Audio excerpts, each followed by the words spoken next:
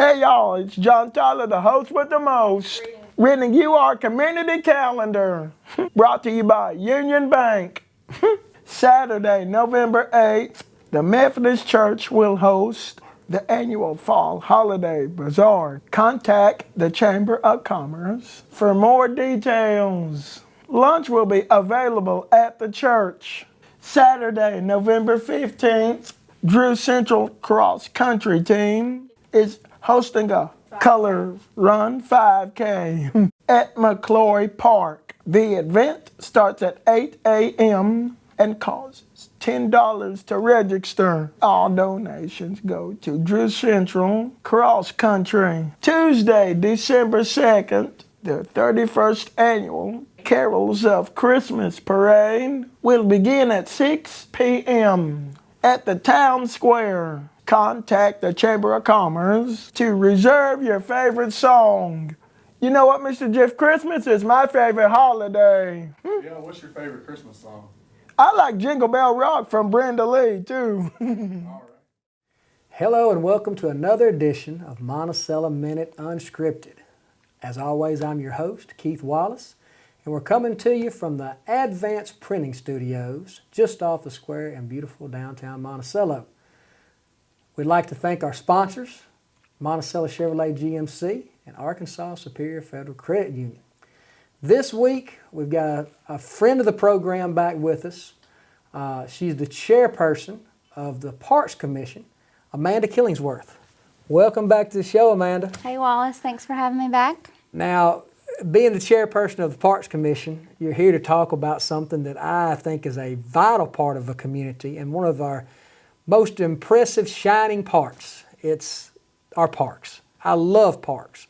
It gives residents somewhere to go, somewhere to enjoy, that is provided for them for free. Yeah. And anytime you're talking about something provided for free that brings people peace and enjoyment, it's got to have a lot of value. Yeah. If you would, could you kind of talk to our viewers a little bit about our park system, our different parks, and what's offered? Absolutely. So we have several great parks throughout Monticello. You can start at the very north end of town at the lake. We have the playground that's out there. They actually just put new gravel in out there and just power washed everything and got that cleaned up real well. We have the disc golf that's out there, and then we have our lake trail system that we have a great group of people who keeps that cleaned up for us. And if you haven't been out there lately, they've just done a cleanup and removed a lot of brush and trees that had started to kind of overgrow in the area. So it's some good views out there. Beautiful place to go and spend an afternoon with your kids. And there's playground equipment at the Harold West Park is there. Pavilion with tables, all of that. That's right. Everything you need to have a picnic lunch or a get-together or a reunion, or just take your kids out there and slide down the slides. I personally like to go out to that park because it's a good place to launch my kayak. I like to kayak around on the lake. I like to fish. Plenty of things you can do at that particular park. Yeah. Great place to catch the sunset too. Exactly. If Best you're ever place in the whole just county. driving around and want to listen to some music or nothing at all and just watch the sunset, that is the perfect place for sure. Couple, I guess it was last year, I went out there with my camera and got a great picture of the comet that was coming over. It's a great spot to just go out and enjoy for great views, for sure. I think people forget about it a lot. And So then as you come into town, we have some other parks that are some that are tucked away. We have one that is in the Western Pines neighborhood. That is a little park that's been there for years. But recently we had somebody who donated the money to put in a pickleball court. Mr. BJ put it in, or gave the city the money to have the courts that were already existing painted, and he purchased the nets to put up there. And that's become very famous. We have people coming from all over. It stays full. The courts stay full. I was out there today, and I saw people playing. They were playing pickleball today, middle of the afternoon. It's become a very popular sport. It's really taken off. And I think it's great that our community, our town, took the initiative to have that put in, because we knew it was something that people wanted and people wanted to be a part of. So. And the city's done a great job of listening to the feedback of the community. We actually are having our next Parks Committee meeting in that actual park, because our plan going forward into the next year is we're going to meet in each park before the beginning of next year. That way we can see things that need updated, cleaned, fixed, things that we could, add to. We recently just put a new swing set in Jordan Park. Oh, yeah. And so we're just trying to make sure that throughout the year, as things are busy, as we're fixing things, ball season kind of gets in the way sometimes and those guys get really busy. But it is important to us to keep things not only clean and usable, but to also update them as we can. And Jordan Park's another park that's been there a long time. Yeah, it has a great walking trail. I don't know if you've ever I did not experienced know it that. at night, but it has a really great I walking know, trail. during the summertime, a lot of people like to go out there, splash pad and that kind of things. But there's also the Sadie Johnson building is right there that you can rent out for events and stuff, and also still baseball fields out there. Yeah. There's a lot going on at that park as well. Yeah. And of course, when you get on into town, obviously, City Park or McCloy Park. McCloy Park, yeah. You know. And a lot of people don't know this, but they actually have pickleball courts at that park as well. Oh, I didn't know that. Yeah, so right next to the tennis courts are also a few pickleball courts there So you as got well. tennis, pickleball, and basketball all right there in the same area. Yeah. Oh, that's awesome. And of course, I love to go out to the park and just eat lunch sometimes and talk about walking trails. There's a good walking trail around McCloy Park. Yeah. I see people walking, getting their exercise. If you just want to sit and watch the squirrels, there are squirrels running around all over the place too. Yeah. Our city does a great job of keeping everything up, keeping it clean. Of course, if you're ever at a park and you see trash, reach down, pick it up, throw it in the trash can. We all want to do our part to keep our parks beautiful and clean. Yeah. We don't just rely on the city workers. They've got a lot to do. So anytime you can, take initiative to do that. McCloy Park also has a little book nook. I don't know if you've ever noticed have it, seen but that. somebody, I don't know who it is, I should know who it is, but somebody actually put up a little house for books that you can take and put some in, and they keep it full. So that's a really great spot as well to just, there's a bench out there and a little swing where you can go and just read books. We have a lot of really great spots that I think people just forget about sometimes because it's out of sight and out of mind. Pavilions, benches at all the parks, playground for the kids, I don't know if people utilize our parks enough. I often hear people talking about what's there to do in Monticello. Go to the park. Yeah. There's so much opportunity. And, we haven't even got to probably the busiest and most popular park. No, we haven't. My favorite park too. And your favorite park. Yeah, the Miracle League Park. A lot of people really love using it, especially for toddlers, because it has the AstroTurf instead of dirt and rocks, so their kids can run and play and not have to worry about them tripping or picking things up. It is an all-inclusive playground that has sensory toys, that has things for people with disabilities, whether you're in a walker or a wheelchair. There's a teeter-totter for wheelchairs. There's a pavilion there where you can also rent it for any kind of event like a birthday party. So, and then recently the mayor and the city council have created a plan to join the sidewalks around there because it gets very muddy. There's a lot of clay mud out there. So they're trying to make sure anybody with walkers, wheelchairs, whether it's athletes, parents, grandparents, some people have to pull wagons with their kids in it or like baseball stuff. So they're making sure to connect those. And then the second part of that plan will be to include the soccer fields as well. So we hope, the city hopes to eventually have not only sidewalks that connect everything at the complex, but then also where parents and grandparents or anyone can just walk throughout the park and get exercise while their kids are either playing at the playground or at a ball game. And that's another thing the Parks Commission does, is not only maintaining the current parks, but looking where there's needs and trying to improve the parks. I think the Parks Commission meets every month. Yes, sir. And y'all have open meetings where a public can come and attend. And We do. And I think that's great because that's something that you got to stay on top of. You're always having to figure out how you can make things better for the community and for the residents. And talking about the park out there, you mentioned Miracle League. Obviously, the Miracle League fall season is going on right now. It is. About to wrap up this week, I believe. It is, yes. I don't even know This what coming day it is, Saturday, but this the coming 1st, Saturday is November our last 1st. game of the season, praying that it does not rain. And that's going to be a great day, not only because it's the finale of the season, but I believe one of the local donators for Miracle League is coming out and going to offer some things to the athletes, like motorcycle rides. Is that correct? Yeah, so the Widow Sons, they are a group of people who have been with us since day one. They've raised money every year to give to Miracle League, and they're going to come out and have motorcycles and older model vehicles to where the athletes, if they want to get on the motorcycle with a helmet, with permission, or in a vehicle and ride in the parking lot, they're going to do that for them to have a little bit of experience on their last day. And of course, we've talked about the Miracle League field and the Miracle League, and we've talked about the all-inclusive park, but there's also like 10 fields in all out there at the complex. It is. And you go out there this time of year, about any time of year it seems like, there's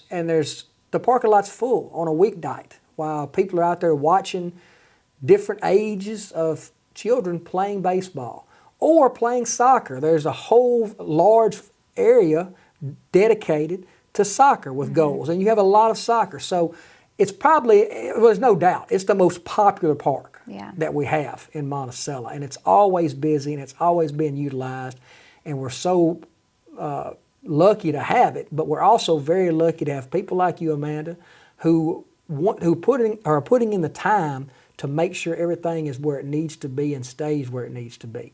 And I won't lie, it's a lot of work. And I was talking to Amanda one day, and I was like, man, I just couldn't do that. I'd have to get rid of some of these jobs you take on. She's like, well, I want my grandchild to have a good park to play in. And that's the type of mentality it takes. You know, we got to think about our kids. We got to think about their future. And the parks is something that helps us do that. So I appreciate you coming by. Thanks for It's having always me. great having you on, friend of the show, and we will have you on some more because you're involved in so many things. We've talked about several of them, but there's more we can talk about.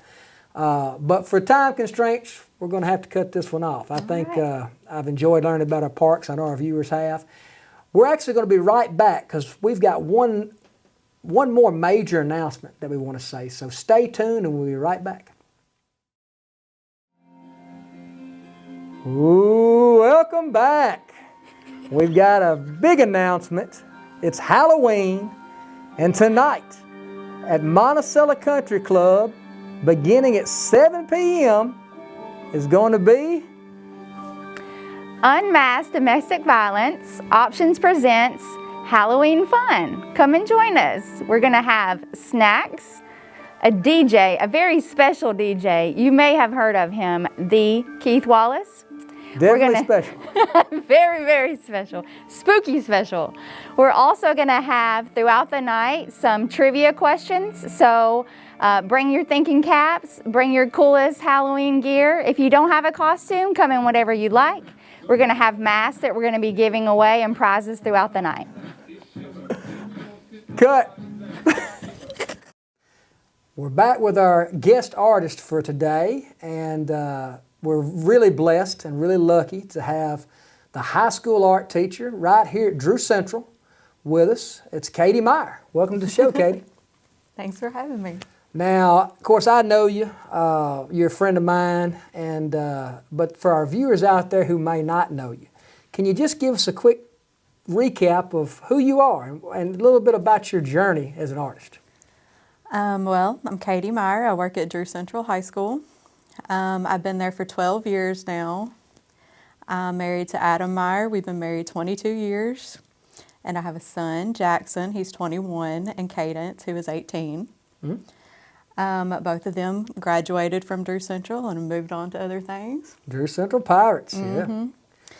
And you were a pirate growing up? Nope, I was a Billy. You were a Billy. Okay, I was right a here. Billy. You were in Monticello, though. And I was in Monticello. I've been here since I was about 5. so, obviously, to be an art teacher, you had to get higher education. Did you receive your degree from UAM? I did. I did go to UAM. I originally went for English, so Okay. I have a bachelor's in English with a history minor, and then I went back and picked up art. Well, I'm glad you did And then because, my master's a little bit later. you know, But yeah. I love art programs. We talk about art so much on this program. We try to spotlight artists, but it starts with our kids and it starts in our schools. And having a great art teacher, I was certainly blessed when I was at Drew Central. Miss Dunn was my teacher, and she always encouraged me and helped me to explore different art and really express myself through art. And that's such a positive thing for kids. And it needs a positive person to help them with that kind of stuff. And I know you being an artist, you can kind of relate to your children, and you use them for inspiration sometimes. I do, all the time. We're going to bring in a piece here that is one of your pieces that I believe one of your students was the inspiration for. Is that correct? This was one of my new Art 1 students this year, which she'll get to take it home at the end of the year. Nice. But Well, this that is a colorful Kaya, picture. I love it. and it's watercolor, and we were doing contour portraits. Contour portrait. Tell me a little bit about that. It's just the outside edge, just the simple line, you know, not really looking at the shading or anything like that. It's a two-dimensional. But just teaching them to see. Okay, yeah. And then we did a neurodoodle exercise to begin with, which is an art therapy technique. Okay. Where you just kind of doodle and let your mind go free and all Wow. that. If you want to bring in that other one, that one's actually a neurodoodle. Okay, this is a neurodoodle. Now this is one of yours, or is this by one of your students? This is by one of my students. Okay. This is by a girl named Mara. Mara. Okay, very colorful. There's a lot Very going on in colorful, a this lot, picture. different medias. And she was just doodling. So she started out with just a fluid shape. Yeah. And then filled in each section with whatever she wanted to. That's incredible to me, you know, because there's so much going on. I don't know if the camera can pick it all up, but there's so much different shapes, different images, and even one part is in black and white, you know, just a pencil. Definitely a lot going on in this picture, for sure. Right. And, you know, when you talk about neurodoodle, I've never heard of that before in my life. But that's the kind of art types that teachers are able to give their students to have fun with, because art's supposed to be fun. You know, art class is supposed to be where kids can go, Be creative. be creative, relax a little bit, have fun. It's not as much pounding the textbooks. It's not as much remembering dates and places and people and doing math. Oh, I'm going to talk about math. It's a place where you can kind of escape all that, and I think it's one of the most influential parts of our public education system because it allows kids to be creative.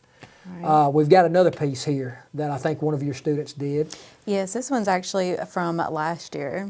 Wow. This was done by Annalie, and this is where we were looking at different color schemes along Incredible. with portraits. Now that I like to subject, do was portraits, that a so- live subject or was that something off No, the this picture? is Bruno Mars. That's Bruno Mars. Okay, nice. Well, that looks just like you now that you say it. Yeah. And using the different colors, very colorful. You know, colors are something that, if you want to display emotion, I don't think there's any better way than to pick a color, because so many colors are associated with emotion. Right, and of course we do talk about that, and what kind of mood we're trying to portray. Well, tell us a little bit more, now that we've looked at some of this art, and tell us a little bit more about what all you teach and what all types of different medias or mediums the students use while they're in your classes. Well, we honestly do a little bit of everything because I'm always changing it up every year because I get bored. I don't blame you. So we start out, of course, with pencil and then look at ink, charcoal. Oh, yeah. We do Pastels, I see. pastels, acrylics, oils, Watercolors. watercolor.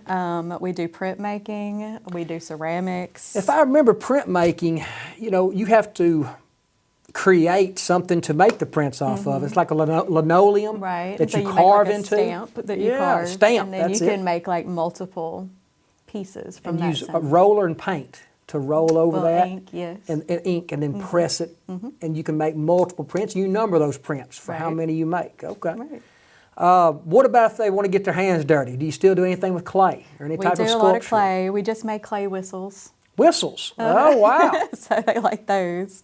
So are these like just molded clay? Do you fire anything? We Is it- do. We you have fire. Mm-hmm. ceramics like okay. So you fire them up. You've got all that a kiln. I We assume. do have a kiln. That's awesome.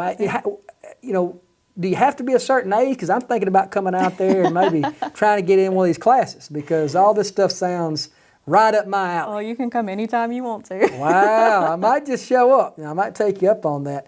It's, you know, like I said before, when we started this program, obviously we want to talk about people and organizations that made a difference in the community, but another thing we wanted to focus on was art. And like I said, it starts at our schools, it starts with our kids, and to see the work that these students has done as impressive as it is, it They really are makes me impressive. happy. It makes me smile to know that our kids are getting the opportunity to do this, and they've got someone guiding them through the process. That's been you've been teaching for 12 years, correct? That that's the type of experience that we're happy to have at our schools here. Well, and I grew up with it. My mom being an artist. And of course, Kathy's been on the show before. She's a friend of the show. We've looked at some of her art. I knew she was an artist, and I guess you got little bit of that from her as you were I growing got up it all as well. from her. Gotcha. What time what age do you think you were when you first started? Oh In my art. gosh, I can't even. Not even old enough to walk. probably. As soon as I could hold a pencil, or a pen or a marker. Well, I know it makes her proud to see you become such the artist that you are. And like I said before, we're blessed to have you at Drew Central. And I appreciate you coming by. We'll hope to have you on again because these projects, they're ongoing. You have students that I assume you have for several years. I do. I have had some of them for 5 years, 6 years, because I'll get them in middle school. And That's then right. they'll transition That's into right. high school. And so I really get to know them as a person. And see how they progress as an artist. Right. And I know that's got to be gratifying. Probably more gratifying than most teaching positions because you get to follow them for so long, have them for so long, and see the progress firsthand. And we will have a regional show at UAM in March Really? that will have artwork featured from all around, the Southeast region, because I'm the regional director. So Well, I did not know that. Now, is this going to be at the Fine Arts Center? Is it going to be at it the will library? be at the Spencer Gallery Spencer at the Fine Gallery Arts Center. in the Fine Arts Center. That's in March. Yes. We'll have to make a note to have you come back by to the show in the spring because we definitely want to remind our viewers about that. A place Yes. where they can go and see local student art displayed. That's something that we definitely want to promote. But thank you for coming on, bringing this artwork. Tell us a little bit about what's going on at Drew Central and also making us aware of this show coming up. I'm excited. I know everybody in the studio is excited and our viewers are excited. We will see you next time. Thanks.